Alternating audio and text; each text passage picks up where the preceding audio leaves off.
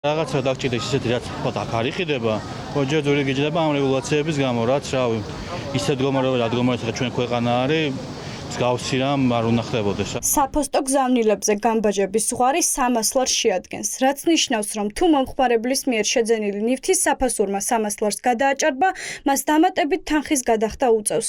საქართველოში ეს თანხა 18% შეადგენს. მოქალაქეები პირველებს გვუყვებიან, რომ მათთვის გამბაჟებაში თანხის გადახდა დამატებითი ტვირთია და იმ შემთხვევაში თუ სასურველ ნივთს საქართველოში ვერ შეიძენენ, მისი ჩამოტანა ორმაგ ხარჯებთან არის დაკავშირებული. რაღაცა დაგჭირდეს ისეთი რაც თქვა აქ არ იყიდება, ოჯერ ძვირი გიჯდება ამ რეგულაციების გამო, რაც რავი, ისეთ მდგომარეობად ჩვენ ქვეყანა არის მსგავსი რამ არ უნდა ხდებოდეს. პირიქით ქვეყანა უნდა ეხმარებოდეს მოქალაქეებს, რომ ის რაც მართლა ძალიან ჭირდება და ბაზარზე არ იშოვება ფიზიკურად. ფოტოგრაფი ვარ მაგალითად მე და რაღაც ტექნიკა მჭირდება, რომელიც ყოველთვის არ არის ბაზარზე და მჭირდება გამოწერა. რო ვითვლი ხარჯებს ყველაფერს, ანუ ჯობი ავდგე წავიდე, იქ ვიყიდო უცხოეთში და იქიდან ჩამოვიდა უფრო დამიჯდება ვიდრე მაგის ასე თქვა გამოწერა და ცალკე რაღაც რეგულაციების გამო დღეგების და ეგეთი იმების გადახდა რა. რო გაიზარდოს 300 და 900-მდე. მისაღები იქნება სავსებით. კი. იმიტომ რომ ნახეთ ცალკე წონასაც ხო იხდით. პლუს გაბარიტები შეიძლება პატარა იყოს, შეიძლება დიდი იყოს. ამისაც რავი, ძალიან დიდი შეღავათი იქნება მოსახლეობისთვის. რა თქმა უნდა არ არის მისაღები, ძალიან მცირე თანხა შეიძლება ერთი ნივთი ვერ შეიძინა მაგალითად. ადამიანი როცა იწერს შეიძლება რამოდენიმე ნივთი უნდადეს. მაგალითად სუნამოს რო გამოწერ ზოგი $500 ღირს.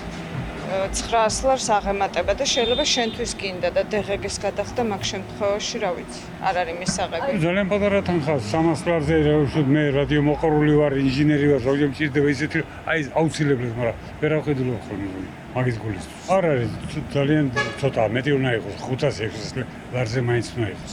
ძლიერი საქართველოს ერთ-ერთი ლიდერი თაზო დათუნაშვილი გვიყვება, თუ რატომ აღარ არის ამჟამად არსებული 300 ლარიანი გამბაჟების ზღვარი ადეკვატური დღევანდელი რეალობისთვის. რა უნდა გაკეთდეს? ოპოზიციურ პარტიას კონკრეტული ინიციატივა აქვს. ძლიერი საქართველოს ლელო მოვითხოვთ, რომ საფოსტო გზავნილებზე დაწესებული 300 ლარიანი გამბაჟების ზღვარი გაიზარდოს 900 ლარამდე საქართველოს მოქალაქეებისთვის. ამჟამად არსებული 300 ლარიანი ზღვარი მოგეხსენებათ, რომ 2009 წელს არის დაწესებული. 2009 წელს ლარის გაცვლითი კურსი $100-დან მიმართებაში იყო 1.76 ლარი. ახლა 2026 წლის აგვისტოში გაცვლითი კურსი არის 2 ლარი და 72 თეთრი.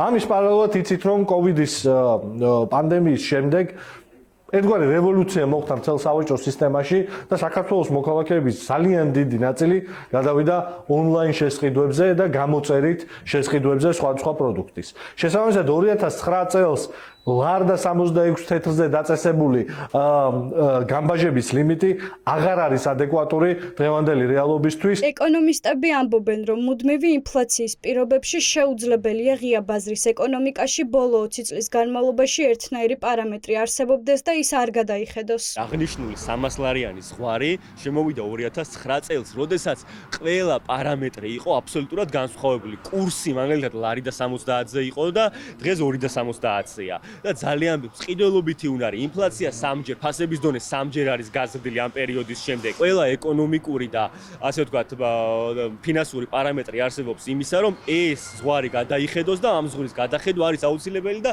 რაც თავარია ეს ფინანსთა სამინისტროსაც ძალიან კარგად ესმის.